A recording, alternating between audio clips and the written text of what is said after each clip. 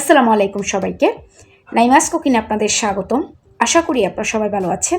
আমি আল্লাহর রহমতে অনেক ভালো আছি। আজকে আমি আপনাদেরকে তৈরি করে দেখাবো মিট বক্স বানানোর সবথেকে সহজ রেসিপি। রেস্টুরেন্টের চেয়েও মজাদার ঘরে তৈরি মিট বক্স। নাইমাস কুকিং মানে সহজ রান্না। যারা আমার ভিডিওগুলো দেখেন তারা অবশ্যই জানেন। চলুন এখন আমরা শুরু করব। মিট বক্স তৈরি করার জন্য আমাদের প্রথমে ফ্রেঞ্চ ফ্রাইটা তৈরি করে নিতে হবে। সেই জন্য আমি এখানে 3টা আলু নিয়ে নিয়েছি। প্রথমে আলুর খোসাগুলো ফেলে দিয়েছি, এরপর পরিষ্কার করে ধুয়ে নিয়েছি। প্রথমে একটা আলু নিয়ে নিলাম, নিয়ে দুপাশে আমি মুখগুলো কেটে নিয়েছি। এরপর আমি একটু মোটা মোটা করে স্লাইসগুলো কেটে নিয়েছি। এরপর আমি মাঝখান থেকে লম্বা লম্বা করে কেটে নিচ্ছি। আলুর ফ্রেঞ্চ ফ্রাইগুলো এভাবে লম্বা লম্বা করে কেটে নিতে হবে। সেমভাবে সবগুলো আলু কেটে নিয়েছি। এগুলো একটু এখন সিদ্ধ করব, সেই জন্য চুলায় আগে থেকে একটি কড়ার মধ্যে পর্যাপ্ত পরিমাণ পানি আমি বলক ফুটিয়ে নিয়েছি। এরপর আলুগুলো দিয়ে দিলাম, দিয়ে 10 মিনিট একটু সিদ্ধ করে নিব। এগুলো বেশি সিদ্ধ করা যাবে না, শুধু 10 মিনিট হালকা একটু সিদ্ধ করে নিয়েছি। এখন এগুলো চুলা থেকে নামিয়ে একটু ঠান্ডা করতে দিয়েছি। এখানে একটি বাটির মধ্যে নিয়ে নিয়েছি 1 কাপ চিকেন। এখন দিয়ে দিচ্ছি সামান্য লবণ বা স্বাদ মতো, সামান্য মরিচ গুঁড়া, 1 চামচ সয়া সস, সামান্য গোলমরিচ গুঁড়া দিয়ে দিয়েছি। এরপর দিয়ে দিচ্ছি 1 চামচ আদা রসুনের পেস্ট, দিয়ে দিচ্ছি 1 চামচ টমেটো সস। এখন দিয়ে দিচ্ছি 1 চামচ গুঁড়া দুধ। এরপর একটু আমি মিশিয়ে নিচ্ছি।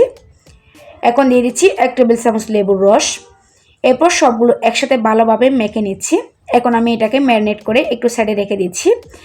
এখানে একটি মিক্সিং বলে নিয়ে নিচ্ছি 1 কাপ ময়দা, তার মধ্যে দিয়ে দিচ্ছি সামান্য লবণ, সামান্য মরিচ গুঁড়া, সামান্য গোলমরিচের গুঁড়া দিয়ে দিয়েছি। এরপর সবগুলো একসাথে ভালোভাবে আমি মিশিয়ে নিয়েছি। এখন আমি প্রথমে যে মাংসগুলো ম্যারিনেট করে রেখেছিলাম এগুলো আমি ময়দার মধ্যে দিয়ে ভালোভাবে কোট করে নিচ্ছি। এই চিকেনগুলো ভালোভাবে কোট করে নিতে হবে। মিট বক্সের চিকেনগুলো খুবই ক্রিস্পি হয়, সেই জন্য ভালোভাবে আমি ময়দার সাথে কোট করে নিয়েছি। এগুলো ভাজার জন্য একটি কড়ার মধ্যে পর্যাপ্ত পরিমাণ সয়াবিন তেল গরম করে নিয়েছি। আমি প্রথমে ফ্রেঞ্চ ফ্রাইগুলো একবার ভেজে নিচ্ছি। ফ্রেঞ্চ ফ্রাই একবারে ভাজা হয় না, 2বার করে ভাজতে হয়। একবার ভেজে একটু ঠান্ডা করে নিচ্ছি।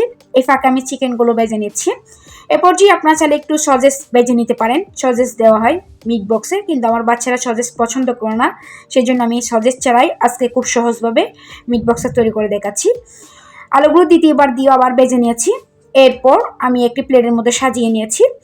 উপরে কিছু টমেটো সস দিয়ে দিচ্ছি, তারপরে বেশ কিছু মেয়োনিজ দিয়ে দিচ্ছি। আপনাদের পছন্দ অনুযায়ী টমেটো সস আর মেয়োনিজ দিয়ে পরিবেশন করতে পারেন। এতে কিন্তু অসম্ভব রকমের টেস্টি হয়েছিল। আপনারা একবার ট্রাই করে দেখতে পারেন এই মিট বক্সটি সহজভাবে বাসায় কীভাবে তৈরি করা যায়। আজকের রেসিপিটি আপনাদেরকে আমি দেখিয়েছি। আশা করি আজকের রেসিপিটি আপনাদের ভালো লেগেছে। আশা করি আপনারা বাসায় ট্রাই করবেন। যদি আমার এরকম সহজ রেসিপিগুলো আপনাদের ভালো লেগে থাকে তাহলে অবশ্যই আমার চ্যানেলটি সাবস্ক্রাইব করবেন, পাশের নোটিফিকেশন বেলটি অন করে রাখবেন। যখন আমি নতুন কোনো ভিডিও আপলোড করব তখন সাথে সাথে আপনাদের কাছে নোটিফিকেশনটি পৌঁছে যাবে। অবশ্যই আমার ভিডিওতে একটি লাইক করবেন। কোনো প্রশ্ন থাকলে আপনারা আমাকে কমেন্টস করে জানাতে পারেন। সবাই ভালো থাকবেন, সুস্থ থাকবেন, আমার জন্য দোয়া করবেন। আল্লাহ হাফেজ।